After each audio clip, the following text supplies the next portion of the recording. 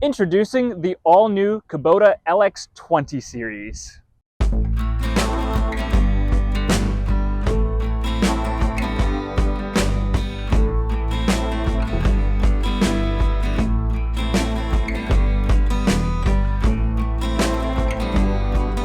Hey guys, Zach here from Kubota of Lynchburg, and today I wanted to go over the all-new Kubota LX20 series. So we've got the LX3520 and the 4020. So they just started shipping these. I just received this 3520 last week and this 4020 this week.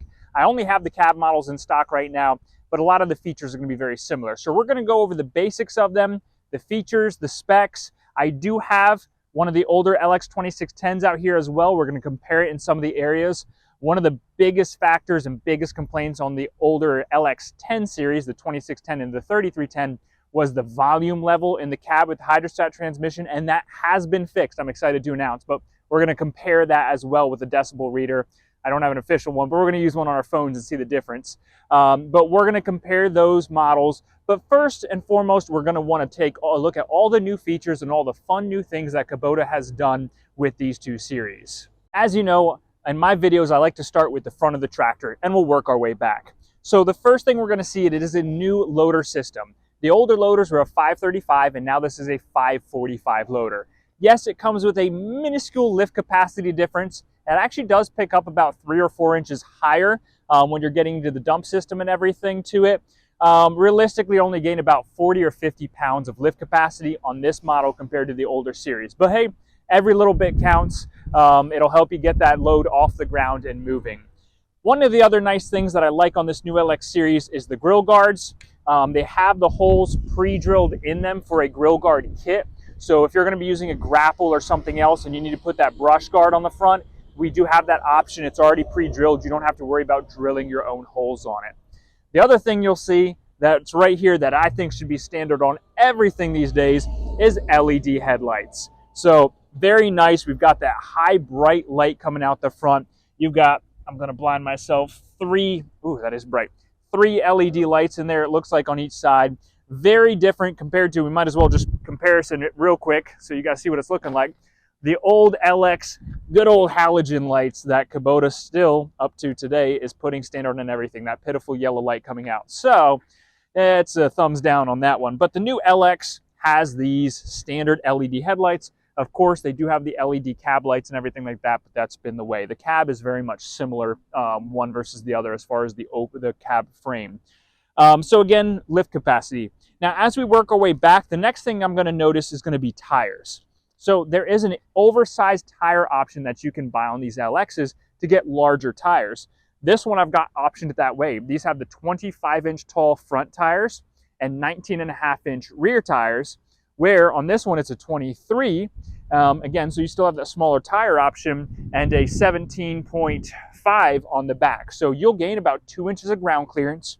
You're going to get that extra traction, a little bit more comfort with these bigger tires.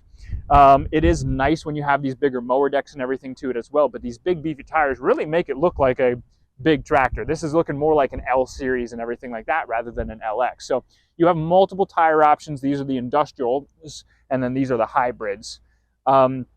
Working our way back again, we're going to basically see this has an optional for a mower deck. This is the 72-inch. It does take a special kit to install it, but you can get the 72 or the 60-inch mower deck on these LX series. That 72 takes some complicated things to install it.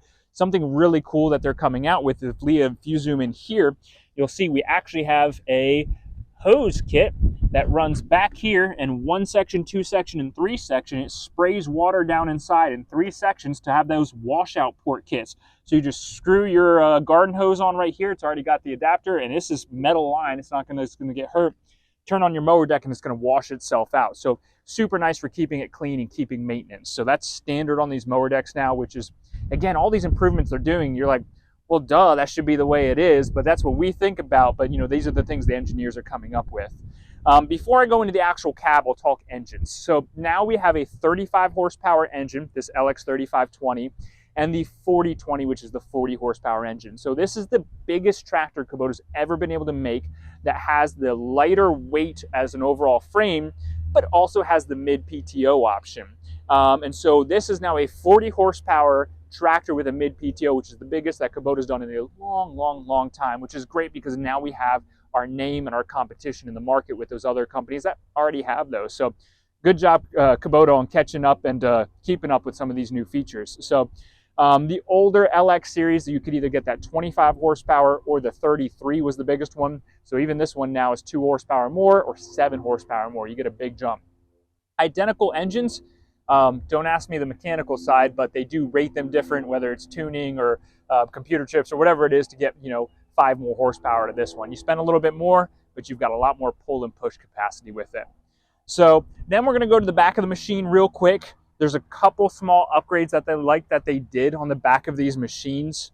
One of them being this PTO shield kit is now super easy to move, to hook and unhook your implements. The older ones, if you tighten your bolts a little bit too much or anything, most of the time from the factory, you'd had to yank on it to get these to move. Makes it a little easier access to your PTO. And your drawbar actually has some tabs on it, so you can put like a hook into it or hook your chains in it if you're going to be hauling like a trailer around, your safety chains. You can actually be a lot safer with those little welded on tabs. This one, we went ahead and installed 2 sets of rear remotes. This tractor's already spoken for, so we're getting it ready for the customer. 2 sets of rear hydraulic remotes, but it comes from the factory with the bracket for them, so it's not something aftermarket add-on. If you turn around, you can see on this one, that bracket is already here on it on this setup, and I'm making her walk in rocks. We'll go ahead and look at the old LX20 series. Because there is no bracket, that was something that had to be added on. And this is your PTO shields, which is a little bit more finicky and not as easy or clunky to use. It is more clunky to use, and there's no weld-on tabs on your drawbar. So just, again, nice little feature that Kubota has done to make these things work well.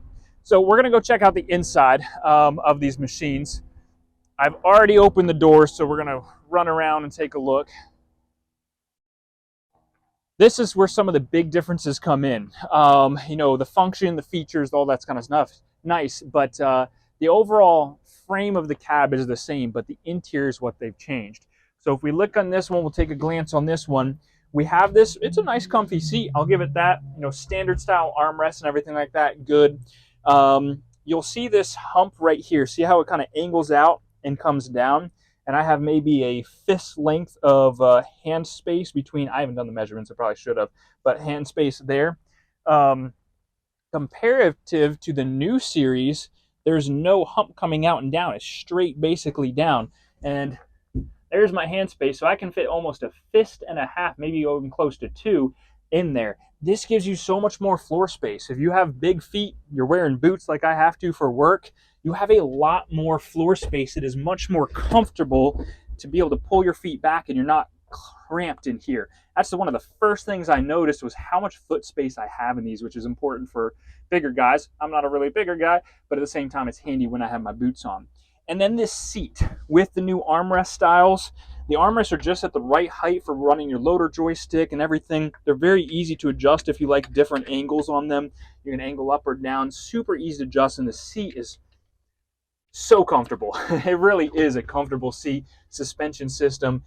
It's designed to have more spring than normal, so with this lighter weight tractor, when you're on bumpy ground, you're not going to be jostled around the cab so bad.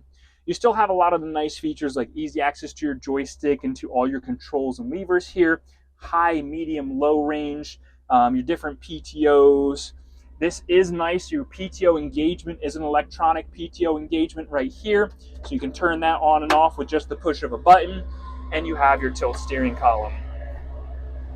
Now, functionality-wise, one of probably the biggest things functionality-wise is this now has what I will call an auto throttle advance like the Grand L. This is verging on some of those really nice features of the hydrostat transmission of the Grand L. So as I'm driving with this tractor, and maybe I'll show in the decibel meter section, as I'm driving with this tractor, the more you push on the throttle, it automatically raises your RPMs. You still have your RPM lever, and I'll show you guys this. You still have your throttle lever here that you can pull and set your RPMs, but as you go and as you step on this accelerator pedal, your RPMs are automatically going to raise. And that's you don't have to constantly be changing this for speed or anything. It's going to automatically do it. One of the other features you have is this button right here, which is going to be an RPM memory switch. So you can set two different preferred RPMs. If you like running your mower deck at, let's say, 2,700 RPMs, but your auger at, let's say, 2,400, then you can instantly just push this button. It's going to remember one versus the other and set it there. And so then you have your normal emissions controls and windshield wipers and everything like that. But just the fact that, and I might show you guys here in a minute, the fact of when you push the accelerator pedal and it automatically throttles up and you don't have to do that with your hand because you can be loading and everything, is a world nicer than the average way that we do things like that.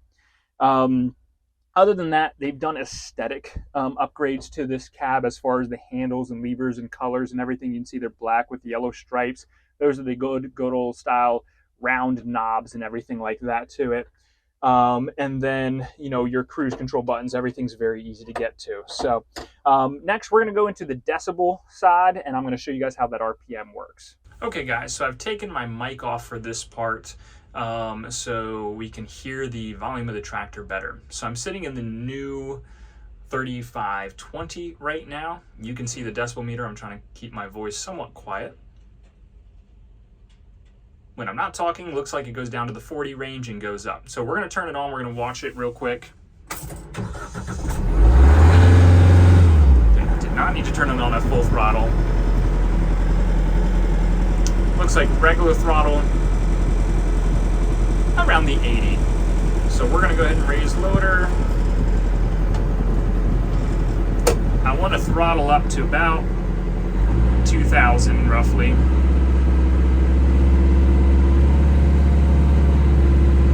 There we go.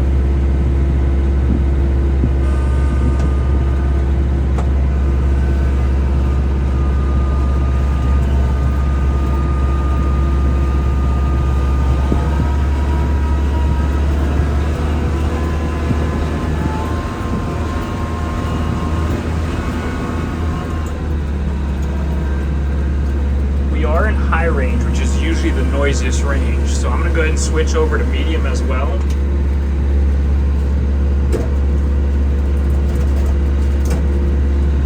Try going down on that.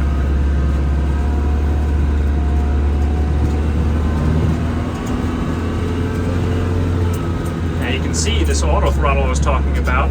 As I'm going forward, if I keep it slow, it stays at that RPMs. But if I want to go faster, it automatically revs it up. And there's my decibel range. So even at 2,700, I'm only hitting 84 decibels. And here we are, guys, on the LX20 610, the old style. Yep, down in the 40s again when I'm not talking, so we're going to go ahead and start it up.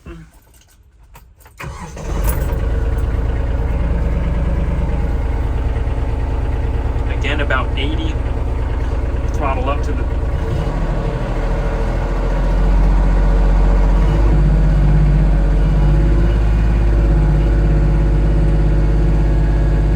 idling at a little bit higher decibel range as well, so in the lower 80s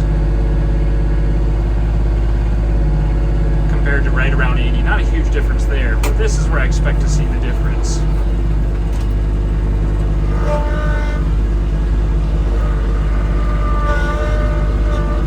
And hold on, I am in high range.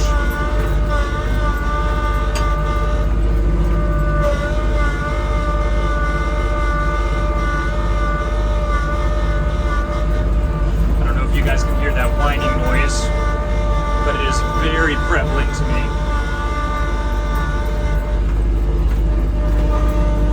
This is not very smooth ground, so the video quality isn't great. But also, if you notice, the RPMs never changed because there's not that auto throttle increase.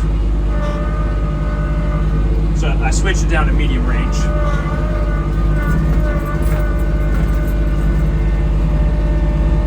Still same RPMs. Noise volume really isn't bad in medium range. It's high that you hear it on. All right, so the overview on the cab volume. The decibel wasn't a huge difference. You could tell a little bit between them, but realistically in the phone audio, looking back at it, that is a huge difference. You can hear that horrible whining in the LX10 series cab compared to almost non-existent in the 20 series. So whatever that horrible whining was that Kubota knew about for years, they have fixed, because it was so annoying every time you went to use it. So I'm very glad that happened. It does reduce the decibel level a little bit.